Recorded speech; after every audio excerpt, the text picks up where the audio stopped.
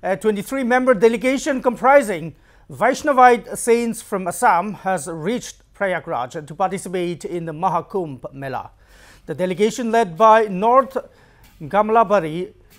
Shadratikar Janartan Deepa Goswami had left for Prayagraj from Majuli on January 17. The Bhagavad Gita taken by the delegation from the North Kamalabari Satra has been successfully placed at the Namghar set up in the Mahakumbh Mela.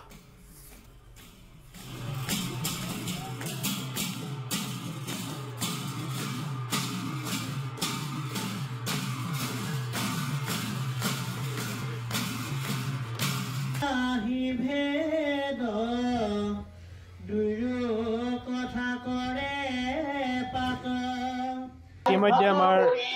আদিনীয়া আসলে আমি 17 তাৰিখৰ পৰা যাত্ৰা কৰি প্ৰয়াগৰাজত কালি ৰাতি 9 বজাত উপস্থিত হলো আৰু এতিয়া বৰ্তমান আমাৰ পুৱাৰ ভাগতে গুৰু আসনৰ কৰ্মখিনি হৈ গৈছে আৰু এতিয়া আমাৰ ভাগৱত নাম নিত্য প্ৰসংগৰ পিছতে ভাগৱত আৰম্ভ হৈছে আৰু ভাগৱতৰ লগে লগে আমি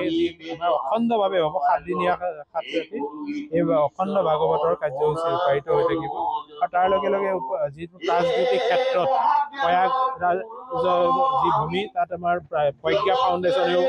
এটা প্ৰদৰ্শনীৰ ব্যৱস্থা ৰাখিছে তাৰ লগে লগে আমাৰ যি মহামণ্ডলেশ্বৰ